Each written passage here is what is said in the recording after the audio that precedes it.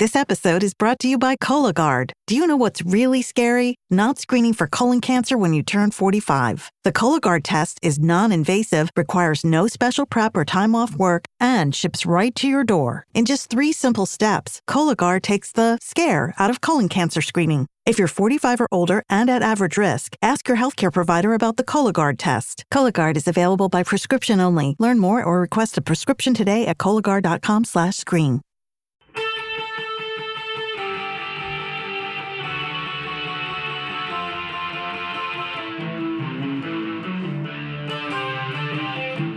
This is the Daily Blast from the New Republic, produced and presented by the DSR Network. I'm your host, Greg Sargent.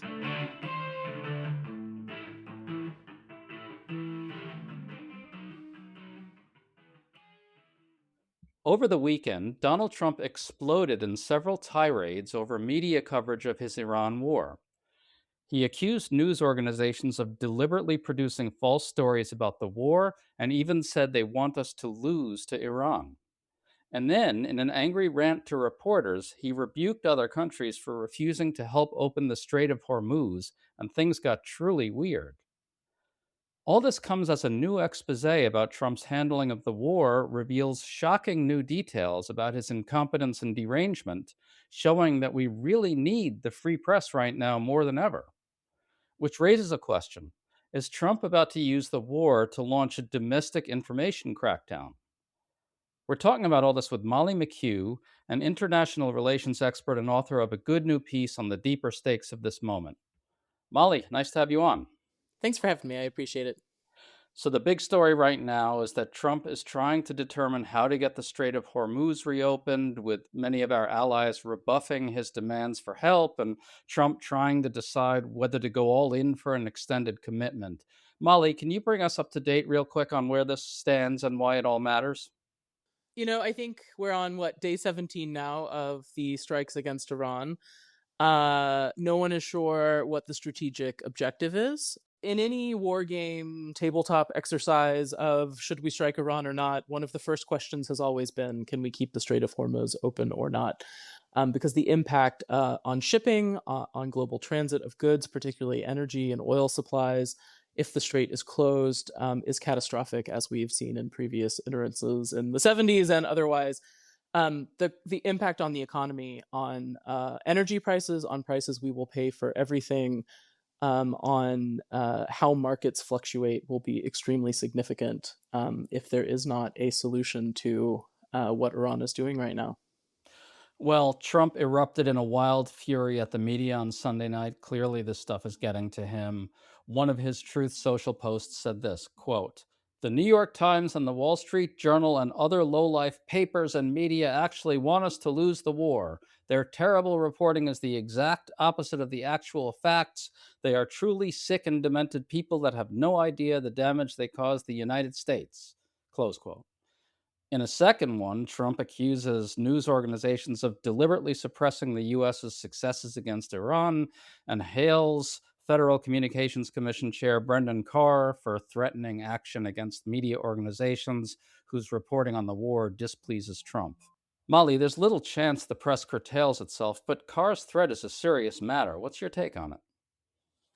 I think in general, the president's tone and his supposition that media is not telling his story, not telling the story, not telling the truth is extremely problematic. And the use of government resources to now pursue these claims as if they are reality is something that should concern us all. In the same way they've pushed the line on defining what is a domestic terrorist or not, the pursuit of people not telling the truth using sanctions from the U.S. government could be extremely significant.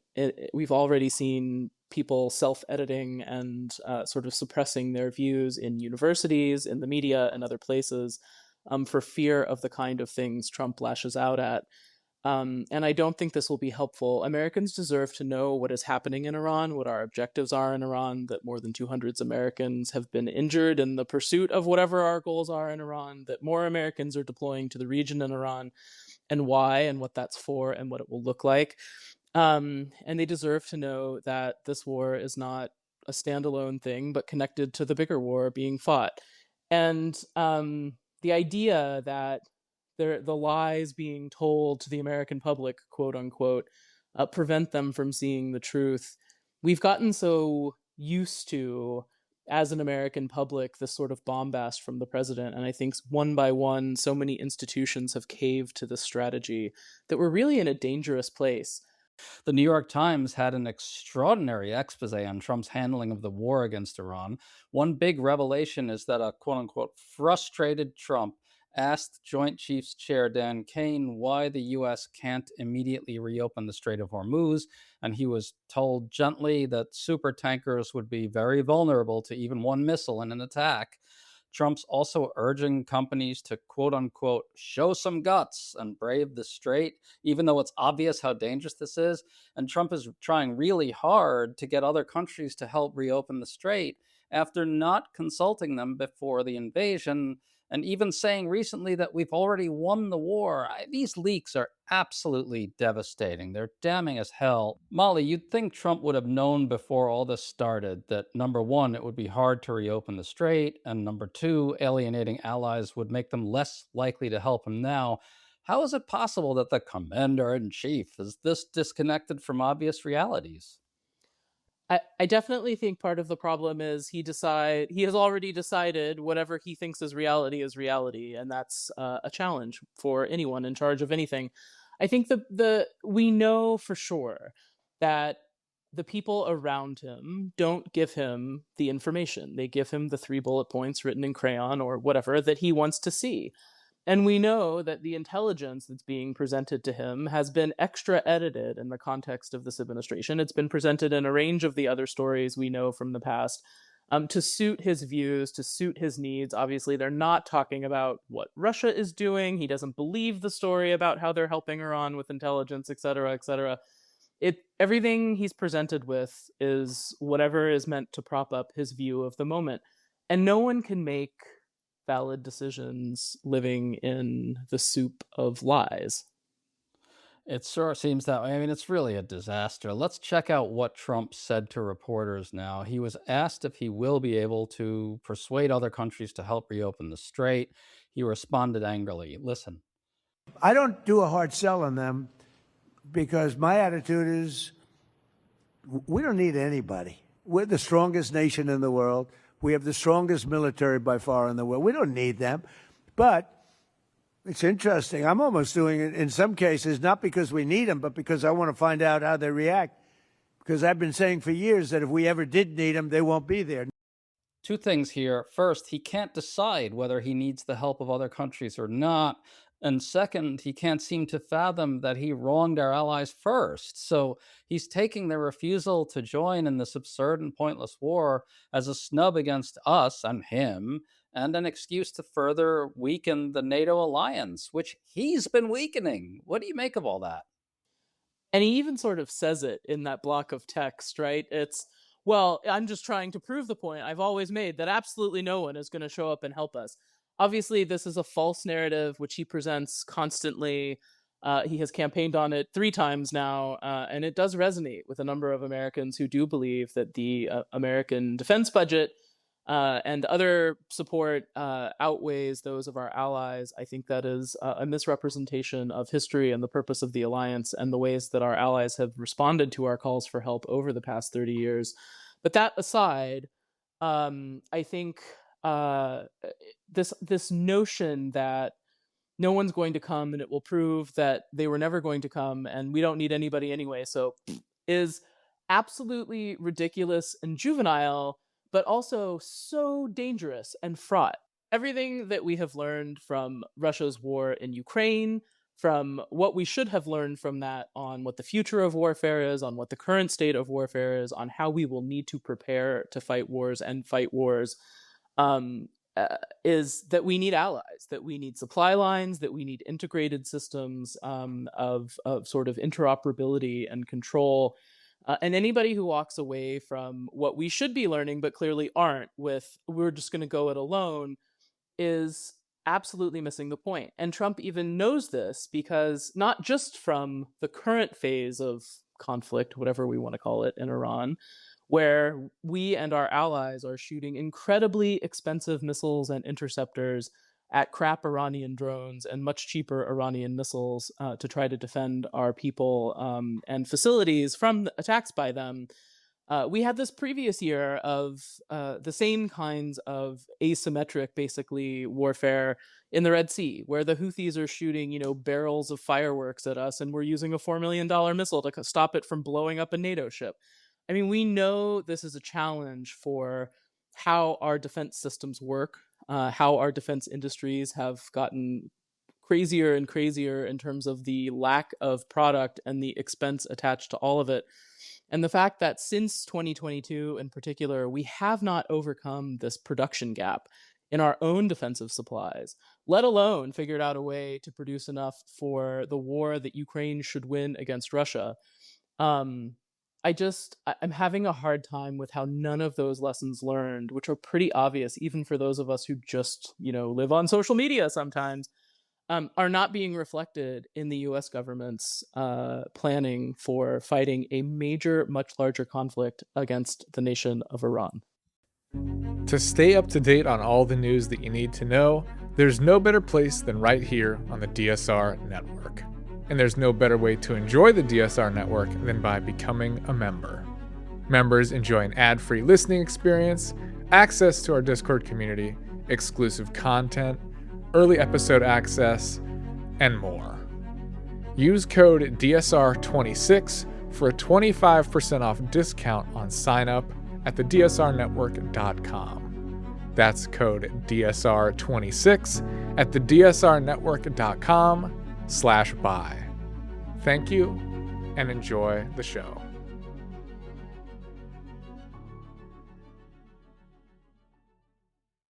Wherever Bud goes, his harmonica goes with him. It's a pocket full of soul.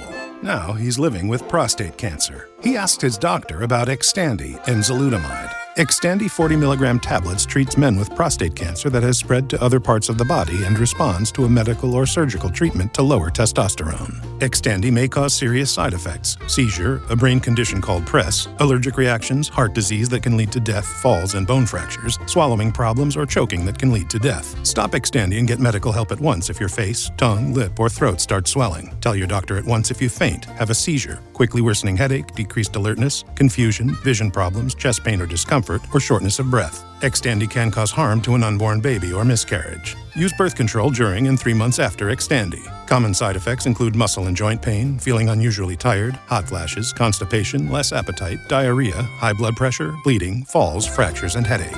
Talk to your doctor and visit Xtandi.com. Yeah, and Trump just isn't capable of learning. And I think these reports are really just scratching the surface of just how bad the decision-making process really is at this point. There's another extraordinary revelation in the big Times piece. It's that Benjamin Netanyahu privately got Trump to believe that if an initial strike against Iran decimated some of its leaders, the protests would quickly restart. Trump took that, which he heard from Netanyahu, and used it in his own message to the Iranian and American people, saying the U.S. Is striking Iran to help the protesters take back your country. And now Trump is kind of backflipped and resorting to claiming that it's going to be very hard for the protesters to accomplish anything after all. It's like he's treating Iranians like the contractors he's been stiffing for decades and like graduates from Trump University. It's like he's scamming everyone again. It's incredibly damning stuff. Trump seems to have gotten badly played by Netanyahu here, no? I think there's two things that are really important, and whether you're looking at in what you just said, and it's a really good. This whole subject of discussion is a really good point to be making. The first is whether it's Netanyahu or MBS, the Saudi princeling, or whatever other guy has a thing he wants to get done, and that could be a guy who wants to bomb Nigeria or a guy who wants some bill passed in the U.S. Everybody has figured out that Trump is highly influenceable, particularly if it involves some form of financial incentive. And it's crazy watching how willing he is, as, in theory, the most powerful leader in the world, to do the work of any guy, and some ladies, who want to use him for whatever their agenda is. And he just does it. And he thinks it's great. And he thinks it makes him smart and powerful that he's like willing to help these people in this way. And it's crazy because everybody is willing to take such risks to get him to do their thing while there's the opportunity to do that. That there's nobody is planning adequately for whatever the outcome of the risk taking is. And it's kind of weird to watch. I think the second thing that's really interesting is both in the case of Iran and in the earlier intervention, or whatever we call it, in Venezuela, while it does not seem to necessarily have been intentional on the president's part, some element of the planning in these places directly discredited the Democratic opposition in both cases. They took Machado out of the country before the attack on Maduro, and basically kind of proved the point that she had no clout. I mean, the second Maduro was gone, he says, she's got no clout. It's not going to be that lady. Like, here, I made a deal with the deputy dictator instead. And in Iran, there was this bizarre, like, clearly there was some effort to engage with Pahlavi, with the baby Shah, to sort of call on the people to come to the streets. And again, like, especially Iranian women have been taking such risks in the protests to try to bring change in Iran. And all of that, it's like the way he looks at them. Well, they couldn't take down the regime themselves, and they have no weapons and couldn't possibly do it anyway. So I guess there was never going to be change, and we'll just figure something else out. I mean, the cynicism of all of this, but also it seems in some element of planning, whoever is in charge of it, the deliberate attempts to discredit a democratic alternative for these places and try to make a deal with whoever can deliver the money into their bank account in Qatar faster is very troubling. I'm going to predict right now one possibility that Trump, at the end of the day, throws the Iranian protesters under the bus. What do you think of that? I mean, he already did once. Certainly, he's happy to do it again, unless they want to pay him a whole bunch of money. Right. That is really what it always comes down to.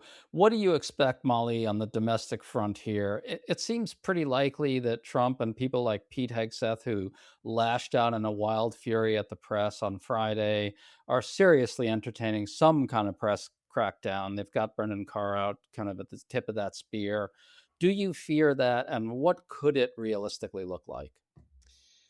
I think the reason I would fear it more than I normally would, in terms of they're just, yapping at the wind like always, um, is they know they're losing their own, especially manosphere podcaster base with this war. Nobody signed up for let's invade Iran. I know there are plenty of people who are now on the bandwagon, who are transmitting the message that victory is near, that our huge, military success of the first days proves we are the greatest thing, and whatever. I understand that there's people who support this. And again, it's not like anybody is in love with the mullahs and wants them to return to power. The same way we don't want Maduro to be back in power. This is not the choice that anyone is making. But it is not popular, and it is clear there's a lot of dissent in the influencer space that Trump pays a lot of credence to in order to access younger, especially younger male voters. They're not happy. They don't like this. The attacks on the press still resonate a lot with his base, and it will be a boost to him in the context of not winning any other message. Right. As the Iran stuff goes sideways, he throws the base attacks on the press and potentially government action against the press, right? It's a possibility for sure. And it seems to be an element of what they're shaping into the same narrative right now. I think there's actually one positive story that's emerging from all of this, which is that to those who may remember the run up to the Iraq war, the media coverage was really, really sycophantic towards George W. Bush and not at all questioning enough of official assertions. We're not seeing that now. This is the press as aggressive as I've seen it in some time, scrutinizing the rationale for going to war, the fake rationales, but also digging hard into actual things that are happening on the ground. The reporting on the bombing of the school in Iran has been absolutely spectacular and revelatory. And also there's deep digging into what went into Trump's decision making and what a disaster that was, what a fiasco it was, and how completely absurd the whole thing was. And it's all being laid bare before the American people. So I think that also is probably working against Trump in a major way within some of the quarters of the manosphere that aren't too pro MAGA, right? They're probably seeing some of this stuff and being pretty damn horrified at what they were seeing. And so then that kind of creates more of an incentive. This incredible press aggression creates more of an incentive for some kind of crackdown. I agree with you that there's like a little grain of sort of optimism about some of the energy we see. And on the reactive side to that, the what's so interesting is the instinct that that Trump has developed over the last 10 years, but that this administration has sort of reflexively absorbed, and because they all just mirror Trump's behavior now. There's no normal press secretaries, there's no normal communications, it's all just the same, we're going to punch you in the face stuff, is in the context of an actual serious thing, they do not know what to do. If it was a vaguely normal administration, we would have done what we did all the times we hit a school in Afghanistan or whatever, which is you just say it's under investigation, it is a likely targeting error. We're sorry. Like, don't even have to say sorry, but it's likely a targeting error. We weren't trying to blow up the school. Like, I think this is the case, right? That it's clear this piece of property was once a part of this base. Someone didn't update the maps, probably because they were in a rush to make a targeting list, and they hit the school. Just admit it. Then everybody forgets, and it's like we'll never discuss it again, because that's how we are as a population. We don't really think about the human costs of war too much. But they just can't. Like, they cannot in any instance present what they view as weakness. And I don't think that the instincts that they have been able to coast by on for the last year are going to serve them particularly well in the context where reality is suddenly going to be biting us all a lot harder. Molly McHugh, on that despairing note, let's call it a day. Folks, if you want to check out Molly's work, you can see it at the Great Power Substack. Molly, thanks so much for coming on. Thanks for having me.